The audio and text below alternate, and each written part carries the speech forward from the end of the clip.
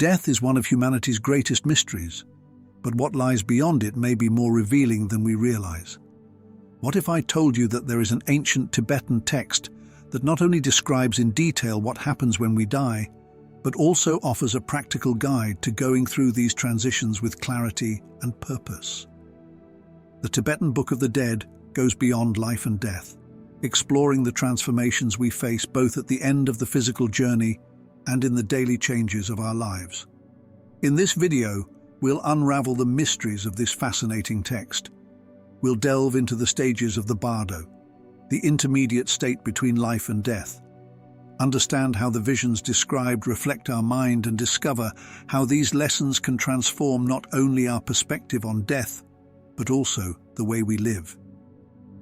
Ready to explore the secrets of what happens when we die? Then let's get started. Bardo, the enigmatic state between life and death. The concept of bardo is central to Tibetan philosophy, describing not only the intermediate state between death and rebirth, but also the moments of transition we face throughout our lives. Every significant change, whether starting a new career, ending a relationship, or even facing an existential crisis, can be understood as a bardo. These periods take us out of the comfort of the known and place us in a state of uncertainty, but they also offer fertile ground for self-knowledge and spiritual evolution. The Tibetan Book of the Dead invites us to see these transitions as opportunities, not adversities. It teaches that recognizing the bardos helps us to develop a fuller consciousness and prepare for life's inevitable transformations. Instead of fearing impermanence, the text guides us to accept it as an ally, allowing us to live with more courage, presence, and purpose. By realizing that everything is transitory, we abandon the need for control and make room for acceptance and growth.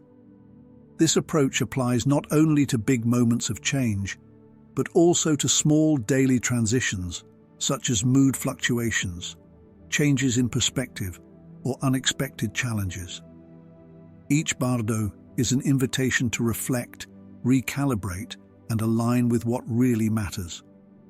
Imagine what your life would be like if, instead of resisting change, you welcomed it as a natural part of the journey. Have you ever thought about how the bards have shaped your path so far and how they can transform your future? Tibetan wisdom, seeing life through death. The Tibetan view of death presents a radically different perspective from the Western approach, which often views death with fear and finality. However, the Tibetan Book of the Dead teaches us that death is not the end, but a natural transition, a gateway to spiritual growth and renewal. In this context, death is seen as an opportunity for rebirth, not only in a literal sense, but also as a chance to transcend the limitations of the ego and reconnect with the universal essence.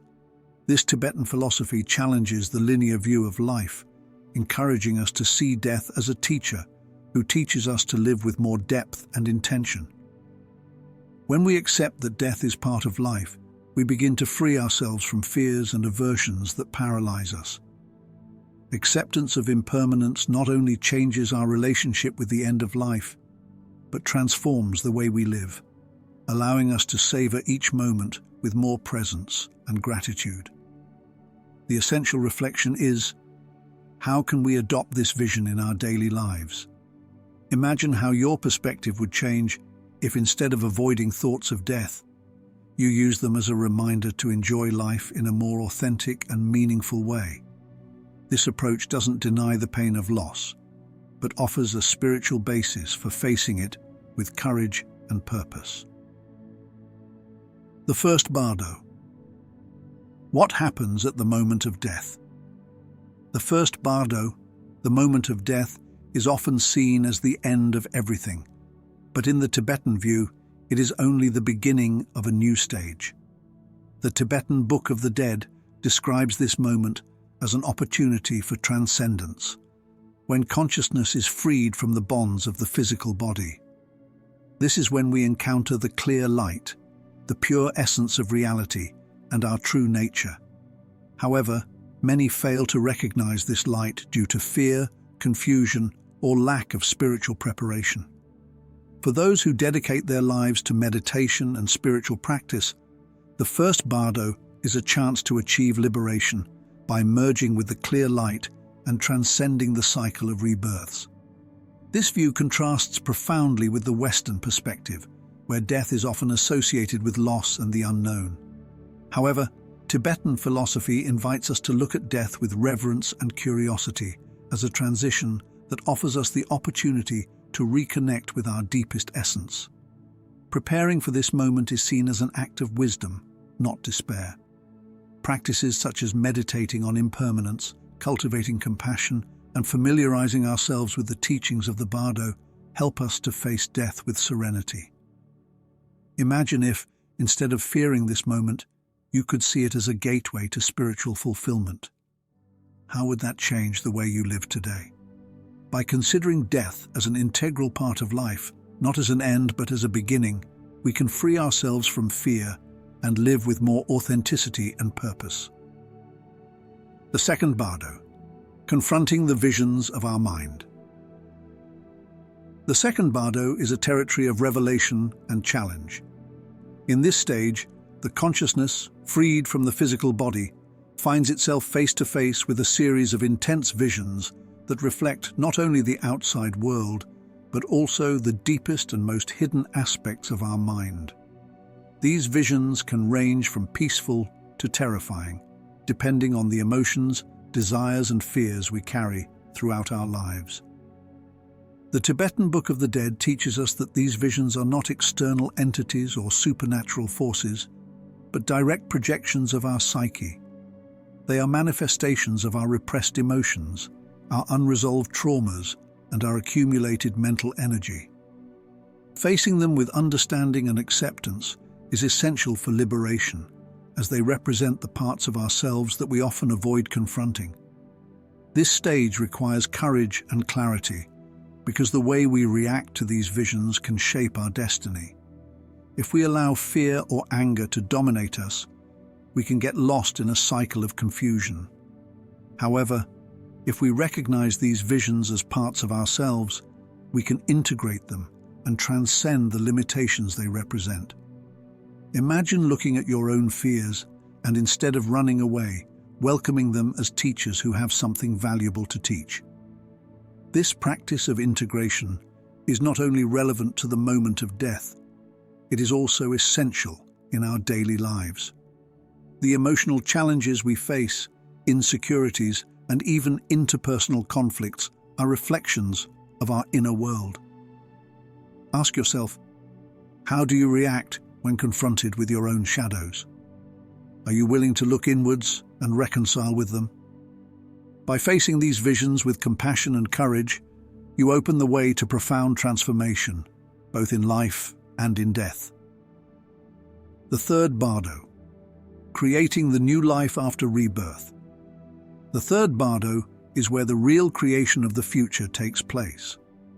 At this stage, the consciousness, now devoid of physical limitations, is shaped by the experiences, desires, and emotions accumulated throughout the previous life.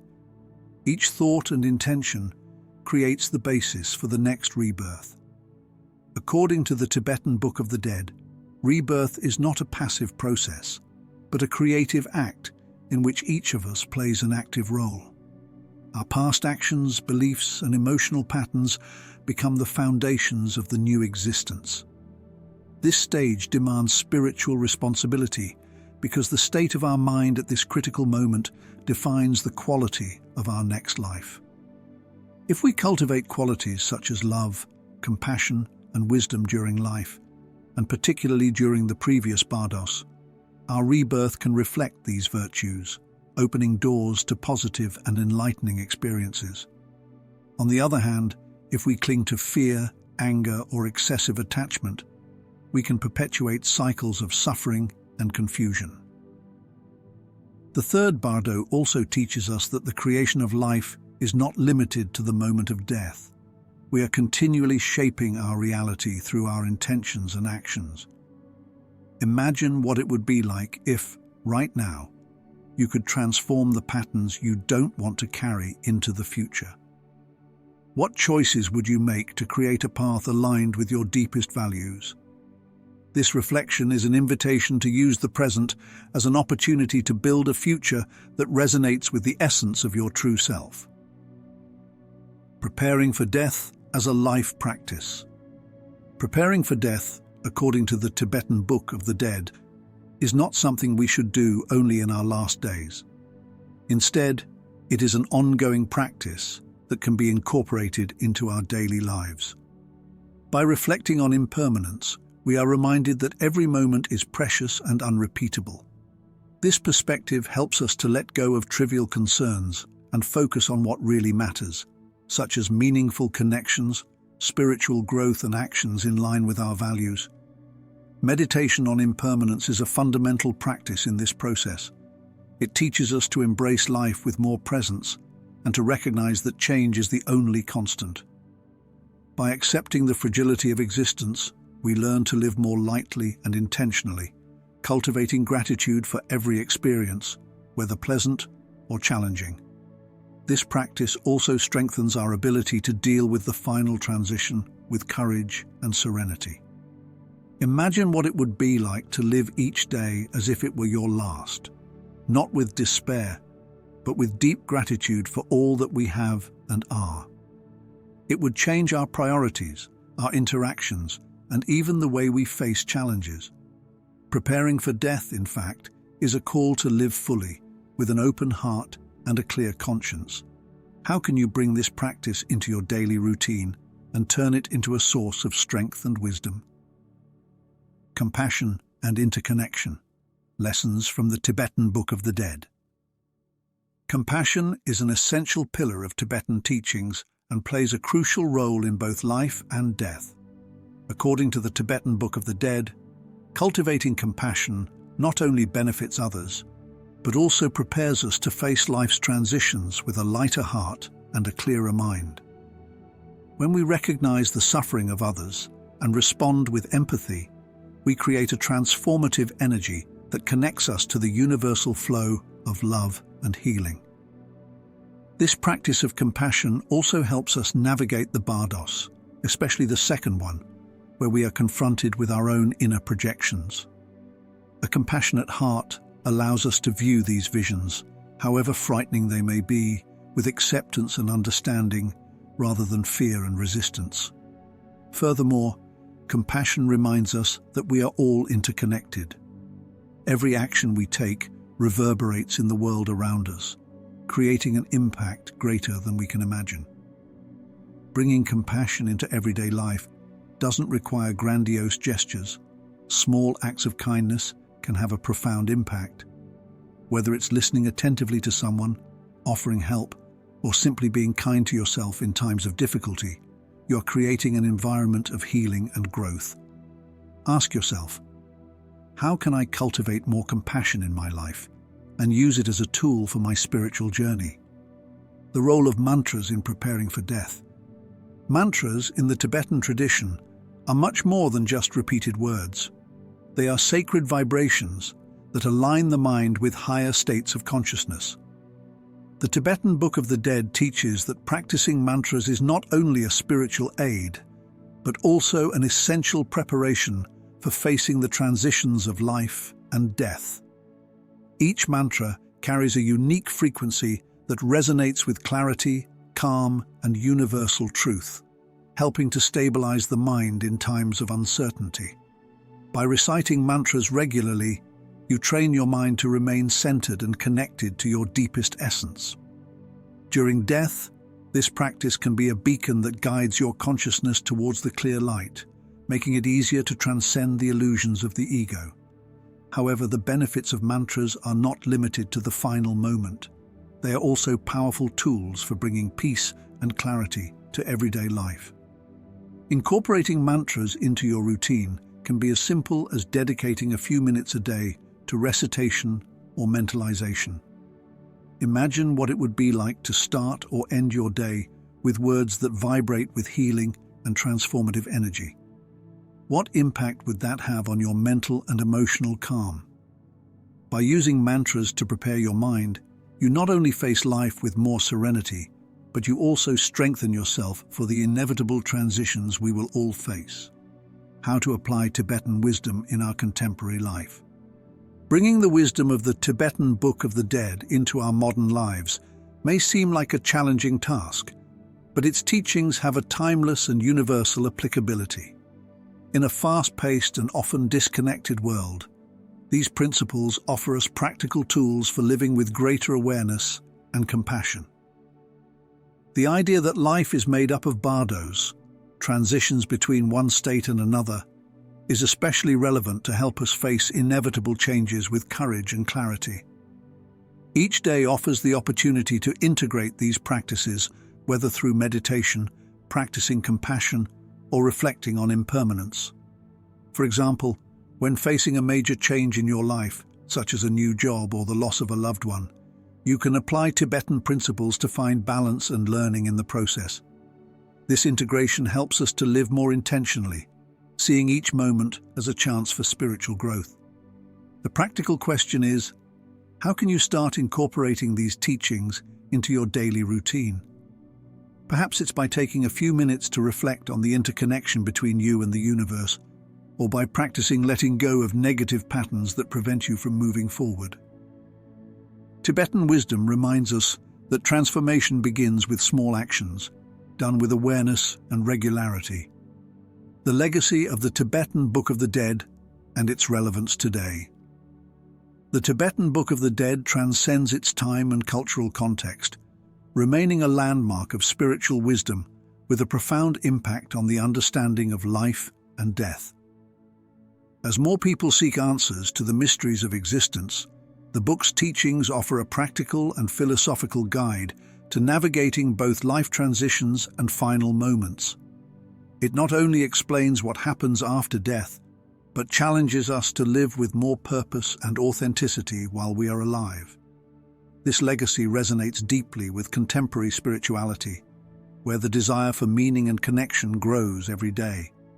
Its lessons encourage exploration of the nature of consciousness and reconciliation with impermanence, inviting us to reevaluate our priorities and cultivate qualities such as compassion, wisdom, and courage. Many modern practitioners find in the bardos a powerful metaphor for everyday challenges, seeing them as opportunities for learning and renewal. By embracing this wisdom, we not only transform our own lives, but also inspire others to do the same. Ask yourself, what kind of legacy do you want to leave for the people around you? How can the teachings of the Tibetan Book of the Dead help you build a positive and lasting impact? This final reflection brings us back to the heart of the Tibetan message: to live in such a full and meaningful way that when we cross the threshold of death, we can do so with the same courage and clarity with which we live. We have reached the end of this journey through the mysteries of the Tibetan Book of the Dead, but the lessons it offers us are far from over. We have seen how the bardo is not just a state between life and death, but a powerful metaphor for the transitions we face every day. We've explored the visions that reveal our fears and desires, and discovered how compassion, mantra practice, and conscious preparation can help us face both life and death with clarity and courage. Now, the thinking is with you. How can you use this ancient wisdom to live with more intention and purpose? And more importantly, how can these practices help you leave a legacy that resonates beyond time? If this video has brought you new perspectives, please like it, share it, and leave a comment.